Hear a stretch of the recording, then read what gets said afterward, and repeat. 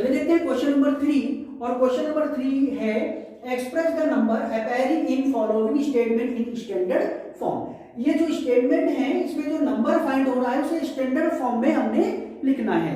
तो चलिए देखते हैं फर्स्ट वाले पार्ट को। 1 माइक्रोन इज इक्वल टू, ठीक है, 1 माइक्रोन जो है इतने के इक्वल होता है, ठीक है। तो इसे स्टैंडर्ड फॉर्म में लिखने के लिए आप क्या करेंगे, 1 अपॉन, अब ये देखिए 1 2 3 4 5 6, 1 के बाद 6 जीरो है तो हम इसे लिख सकते हैं 10 की पावर 6। अब हम इसे डिनोमिनेटर से ले जाएंगे न्यूमरेटर में, तो पावर का साइन हो जाएगा चेंज, 10 की पावर -6 हो जाएगा। कौन सा रूल लगा है, यहाँ पे लगा है a की power -m equal to 1 upon a की पावर m। न्यूमरेटर से डिनोमिनेटर या डिनोमिनेटर से न्यूमरेटर में ले जाने पर पावर का जो साइन होता है वो चेंज हो जाता है, यानी कि -m था +m हो गया। इसी तरह से ये अगर ये डिवाइड में लिखा है इसे न्यूमरेटर में ले जाना है, ठीक है, तो न्यूमरेटर में लाने के लिए क्या करेंगे, पावर का साइन चेंज हो जाएगा, ठीक है, a की पावर m, ठीक है, डिनोमिनेटर से न्यूमरेटर में लाएंगे तो a की पावर हो जाएगा -m। तो चलिए 10 की पावर 6 था, हम इसे डिनोमिनेटर से न्यूमरेटर में ले जाएंगे, 10 की पावर -6 हो जाएगा, ठीक है। ये आपका आंसर फाइंड हो गया है, हमने इसे स्टैंडर्ड फॉर्म में लिख लिया है। चलिए अब देखते हैं सेकंड पार्ट को। Charge of an electron is, ठीक है, एक इलेक्ट्रॉन का जो चार्ज होता है वो इतना होता है, इतने कूलम, ठीक है भाई। तो चलिए इसे थोड़ा सा हम लोग इसे सॉल्व करते हैं। तो ये जो एक इलेक्ट्रॉन का चार्ज होता है वो लिखा हुआ है हमारे पास यहाँ पे यूजुअल फॉर्म में, हमने इसे लिखना है स्टैंडर्ड फॉर्म में। चलिए इसे स्टैंडर्ड फॉर्म में लिखना है। इस पॉइंट को हम पीछे ले जाएंगे। देखिए कितने डिजिट हमें पीछे ले जाना पड़ेगा, 1 2 3 4 5 6 7 8 9 10 11 12 13 14 15 16 17 18 19, ठीक है। तो अगर इसे 1 के बाद ले जाएंगे पॉइंट को तो 19 डिजिट तक इसे हमें पीछे ले जाना होगा। तो आप देखेंगे हम लोग इसको इस तरह से लिख सकते हैं 1.6, ये देखिए पॉइंट यहाँ पे आ गया है और यहाँ तक लाने के लिए इसे 19 डिजिट पीछे करना होगा। तो 1 और 1 के पीछे हमें 19 जीरो बढ़ा लेने हैं, 1 के पीछे हमें 19 जीरो बढ़ाने 1 2 3 4 5 6 7 8 9 10 11 12 13 14 15 16 17 18 19, ठीक है भाई। चलिए इसे और सॉल्व करते हैं। 1.6 तो ठीक है। अब आप देखेंगे ये क्या है, 1 और 1 के पीछे 19 जीरो, तो इसे लिख सकते हैं 10 की पावर 19, ठीक है। आप देखिएगा 1.6 अगर 10 की पावर 19 है तो इसे डिनोमिनेटर से ले जाइए न्यूमरेटर में, तो ये हो जाएगा 10 की पावर -90। यही होता है ना एक इलेक्ट्रॉन का चार्ज, इतने कूलम, ठीक है। तो हम जानते हैं एक इलेक्ट्रॉन का चार्ज होता है 1.6 इंटू 10 की पावर -19 कूलम। चलिए है, हमने ये देखिए ये लिखा हुआ था यूजुअल फॉर्म में और हमने इसे स्टैंडर्ड फॉर्म में लिख लिया है। चलिए देखते हैं पार्ट थर्ड।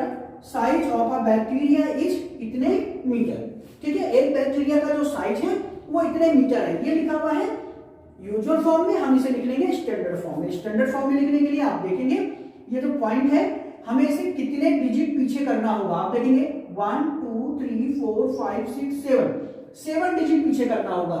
तो 7 डिजिट पीछे करना है तो हमें डिवाइड कर देना होगा 1 के पीछे 7 जीरो बढ़ा करके 1 2 3 4 5 6 7, ठीक है, 1 और उसके पीछे 7 जीरो बढ़ाएंगे और उसका हम कर देंगे डिवाइड, है ना, और न्यूमरेटर में बचेगा 5 मीटर।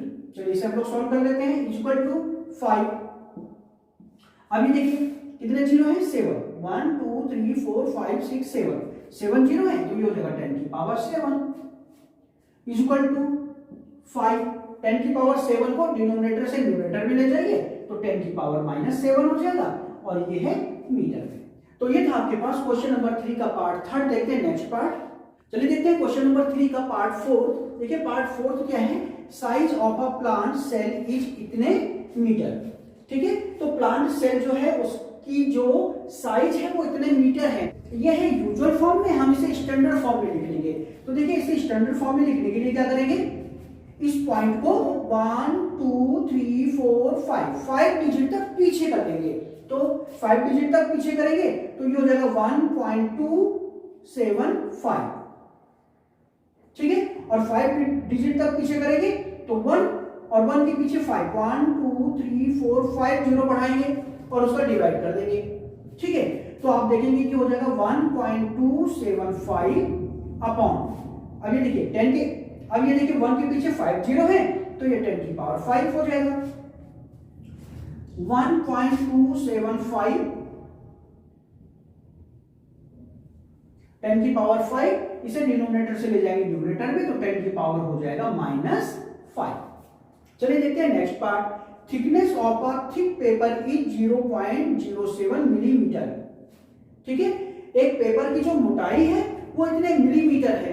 तो ये है आपके पास यूजुअल फॉर्म में, हम इसे स्टैंडर्ड फॉर्म में लिख लेंगे। तो देखिए स्टैंडर्ड फॉर्म में लिखने के लिए इस पॉइंट को पीछे बढ़ाएंगे, 1 2 डिजिट पीछे बढ़ाएंगे तो ये हो जाएगा 7 1 2, ये देखिए यहां पे आ जाएगा पॉइंट तो 7 बचेगा, 7.0 यानी 7, और हमने 2 डिजिट पीछे किया है पॉइंट को तो 1 के पीछे 2 जीरो बढ़ा के उसका डिवाइड कर लेंगे। जब 7 में इसका डिवाइड करेंगे तो 7, अब ये देखिए 100 मीन्स हो गया 10 की पावर 2, 2 जीरो है 1 के पीछे तो 10 की पावर 2 हो जाएगा मिलीमीटर।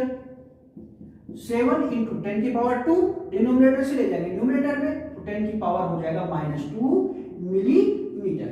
तो ये था क्वेश्चन नंबर 3। देखते हैं next question. Now question number 4, देखिए क्वेश्चन नंबर 4 में in a step there are 5 books each of thickness 20 millimetre and 5 paper sheets each of thickness 0.016 millimeter. What is the total thickness of the stack? एक stack है, stack means ढेर, ठीक है, जिसमें कुछ books रखी है कुछ पेपर रखे हुए हैं, 5 बुक्स रखी है और 5 पेपर रखे हुए हैं। ठीक है भाई, और आपसे पूछा है इस टोटल स्टैक की थिकनेस फाइंड कीजिए। ठीक है भाई, एक स्टैक है जिसमें 5 रखी है बुक्स,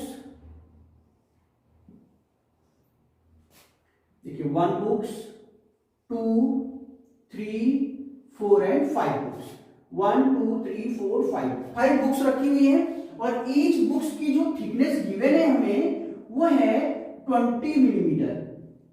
ठीक है, ईच बुक की थिकनेस 20 मिलीमीटर है।